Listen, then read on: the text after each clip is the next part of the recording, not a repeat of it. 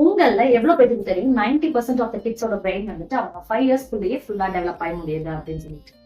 Hello everyone, I'm Shahnaz Pyara from Talks and Talks.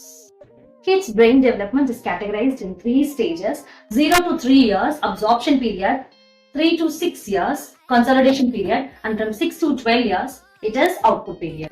0 to 3 years தான் நம்ம absorption பீரியட்னு சொல்றோம். இந்த அப்சார்ப்ஷன் பீரியட்ல குழந்தைங்க அவங்க சுத்தி என்ன நடக்குதுங்கிறத ரொம்ப டீப்பா அப்சர்வ் பண்ணி அவங்க மைண்ட்ல ரெஜிஸ்டர் பண்ணிப்பாங்க.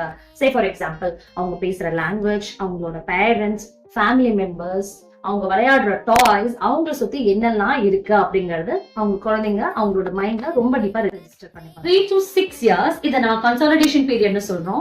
இதுக்கு முன்னாடி குழந்தைங்க என்னெல்லாம் அப்சர்வ் பண்ணிருக்காங்களோ அது எல்லாமே ரிட்டன் பிளே மாதிரி இப்ப விளையாட ஸ்டார்ட் பண்ணிடுவாங்க. கிட்ஸோட 6 to 12 years வந்து அவுட்புட் பீரியட்னு சொல்லுவோம். This is the middle childhood stage. இந்த ஏஜ்ல தான் அவங்களுக்கு எதுல இன்ட்ரெஸ்ட் இருக்கு, அவங்க எதுல போக்கஸ் பண்றாங்கன்னா அவங்களே ரியலைஸ் பண்ணிக்க முடியும். சே ஃபார் எக்ஸாம்பிள், அவங்களோட ஹாபிஸ், அவங்களோட ஆக்டிவிட்டிஸ் எல்லாமே அவங்களே டிசைட் பண்ணுவாங்க.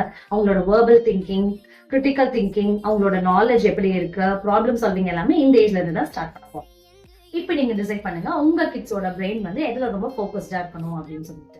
What are you waiting for? Follow us to get more updates. Thank you for watching.